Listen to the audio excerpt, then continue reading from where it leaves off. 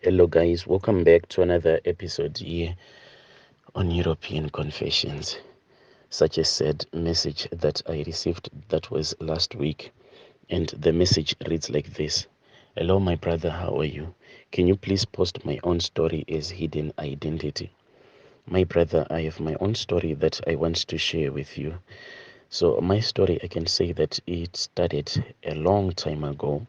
I had came there to South Africa, and when I had arrived in South Africa, it was me and my young brother. Things didn't work out for me. Me and my young brother and the both of our wives, we were living in a one-roomed shack, and it was not good for me. And I saw that the way that we were living, it was just not good. Me and my young brother, we tried running around trying to find a job, but still we could not get anything. The only type of jobs that we could get was making bricks and stuff like that. So I then spoke with my wife and I said, yes, I know that back in our country we were suffering a lot, but I think that it is far much better that we return back home and we are going to find another plan. So my wife then said, it is fine. Since we come from an area in Zim that is called Mutare, which is very close to Mozambique. Actually, our village, it is just a stone throw away from the Zim Mutare border.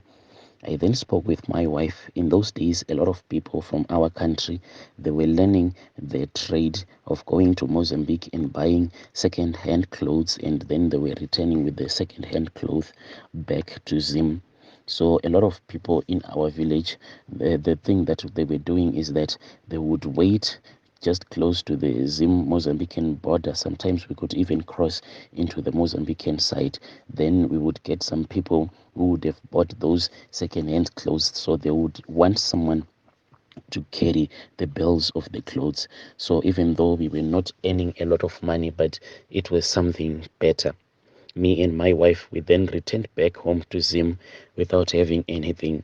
I then left my brother and his wife.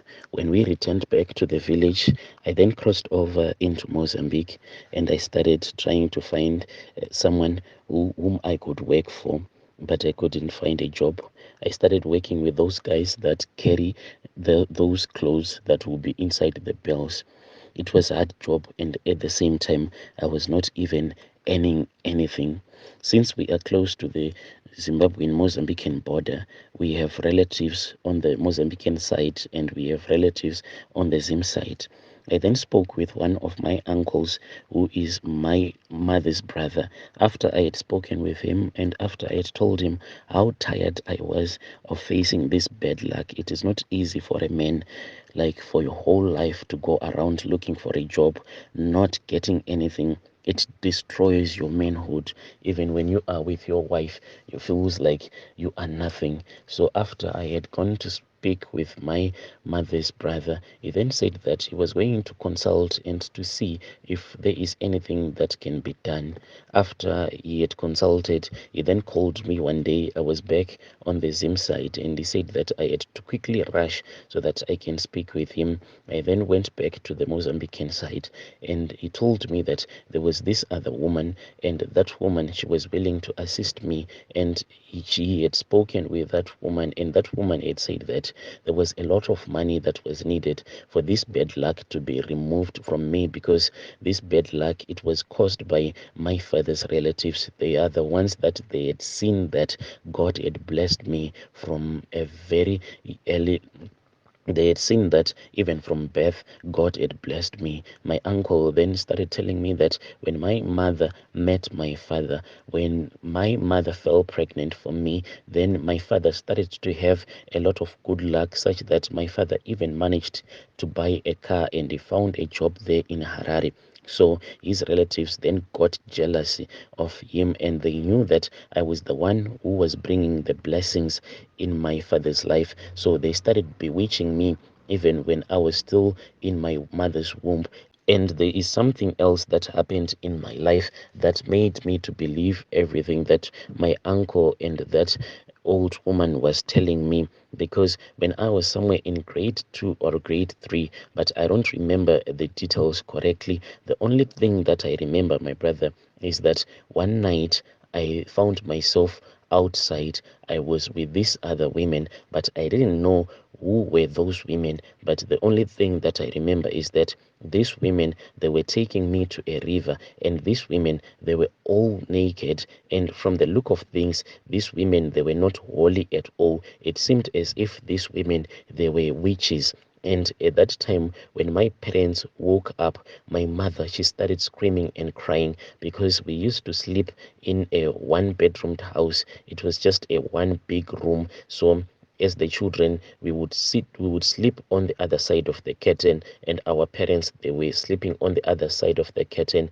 We had a curtain that divided that one roomed house that we were living in. So when my mom woke up, immediately she felt and she sensed that something was wrong. When she opened the curtain, she saw that I was missing amongst her children. And when they looked at the door, they saw that the door was closed. When I heard my mom screaming, those women, one of those women then produced a knife, but this knife, when I looked at it, it was not a metallic knife. I don't know what type of material it was, but it was not a metallic one because there was a full moon on that night. The blade was supposed to shine. Then that woman, after she had taken out that weird knife, then grabbed me by the throat, and she wanted to slaughter me as if she was slaughtering a chicken. When everyone opened their doors after they heard my mom screaming, then those two women just stabbed me and they all disappeared.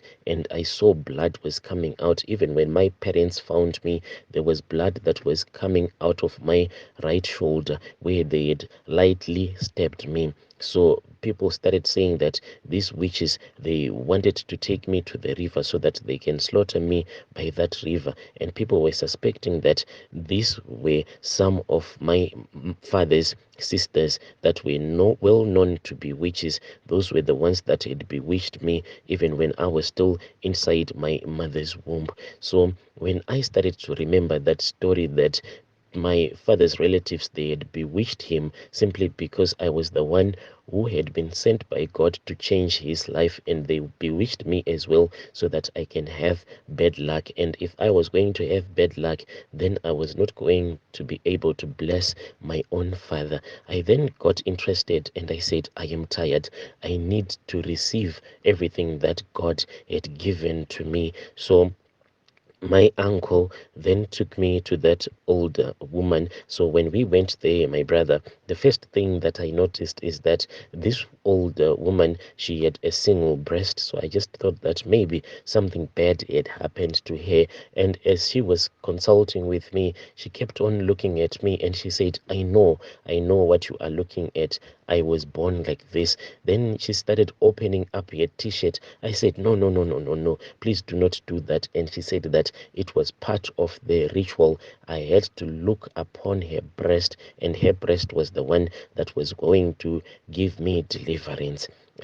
I looked at it, but with such disgust because she was really old. She then said that I had to suckle from her breast and to breastfeed from her breast so that the milk that comes out of her breast can protect me and to chase away all the spirits that had been enforced into my life. So I crawled to where she was seated as she had her t-shirt opened up, and I started breastfeeding from her breast. And the thing that amazed me is that I thought that something bad was going to come out of her breast, but no, my brother, the fluid that came out of her breast, it was sweet like honey, like the correct taste that I can explain to you. You know, yogurt, the nice taste that yogurt has, that is the nice taste that the fluid had. So after I had managed to breastfeed from her breast, then we went on with the ritual. She then gave me a single item. This item that she gave me, it was a very small creature. If someone knows a monitor lizard, she gave me a very small monitor lizard, and she said that this monitor lizard, all that I had to do was to keep it for 3 months. And after keeping it for 3 months, I had to go and throw it in the river. I said, so what if this small monitor lizard manages to grow? Since I am supposed to keep it in the house, what am I going to do? What am I going to tell my wife? Because she had said that I should not tell my wife. All that I had to do was to buy a box, and I was supposed to tell my wife not to touch that box. So this box, it was supposed to be a box that was solid. This creature, since it was spiritual, it will be able to breathe. Even it was locked inside that solid box. All that I had to do was to regularly slaughter a chicken and just throw a chicken inside that solid box. And I was not supposed to tell my wife what was inside that box, and it had to remain locked up.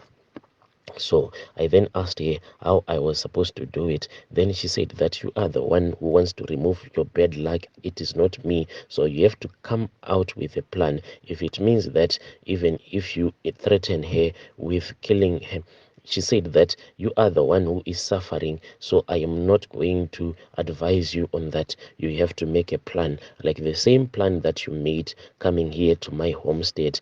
After that ritual was done, she then gave me that small monitor lizard that was really small, like its size. You know, there are those lizards that usually hang around the walls of the house. It was small like that, but it was a monitor lizard, not a normal lizard. I took it. I then asked for money from my uncle since I didn't have anything. We then went and we bought a metallic box. Like in our country, usually this metallic box, they are used by children that go to boarding school. When they are returning back to boarding school, their parents, they pack food inside those metallic boxes. That is the one that my uncle bought for me. After he had bought it for me, he then went with me to Zim since it was very heavy, and we left it at my homestead. When my wife asked what was the metallic box for, then my uncle said that it belonged to him and he didn't want it to be opened. He then bought a lock and we locked it, and he gave me the keys to the lock that he had bought. So each and every time, what I would do is that I would steal a chicken, and then I would slaughter that chicken when no one was looking, and I would sneak into the bedroom and I would throw that slaughtered chicken into that metallic box.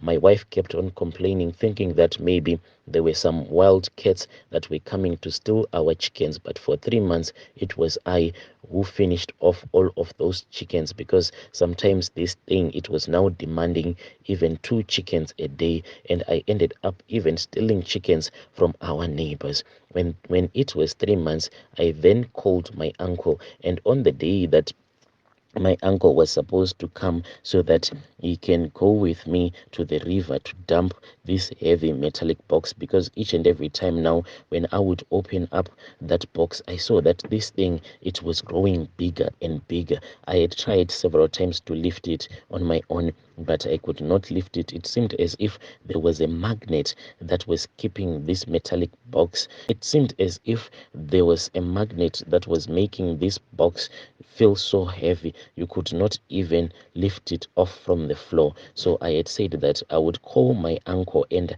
I had called him, and he told me that he was going to come so that he can assist me. So on the day that he was supposed to come, we then received the sad news that he had been bitten by a snake whilst he was up in the mountains. And when he was taken to the hospital, he only survived for a few days, and unfortunately, he passed away. So he was the only one, and that traditional healer, we knew this thing that I was keeping in the house. Since I didn't have money at that time to travel back to that village where my uncle had taken me to, I just said, okay, I will go when I have gotten the money. So from the time where I was supposed to go and throw that monitor lizard into the river, and by the time that I finally got the money to visit that traditional healer, about 7 months had passed.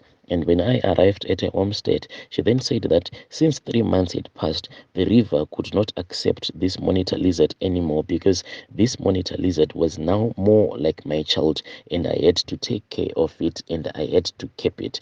And anything that it wanted from me, I had to give it, and I had to release it. I said, if I release it, then people are going to see it. Then that traditional healer said that no, if you do everything that it asks from you, then no one is going to see it. But if you do not follow the rules, then it is going to turn against you, then it is going to fight you. I said it is okay. The rules were very simple. I had to give it a chicken here and there, and it was going to provide the means for me so that I'll be able to get those chickens that it wanted in time. I said fair enough. And that traditional healer had promised me that if I make it happy, then I was going to be able to have good luck in my life, and I will be able to become rich if I treat it the good way. So I returned back home and I released that monitor lizard, and it crawled out of my bedroom. No one even saw it. Regularly, if that monitor lizard will say that it wants soft porridge, then I would prepare the soft porridge. If it said that it wanted me to go to the river to catch some fish, I would go there without complaining,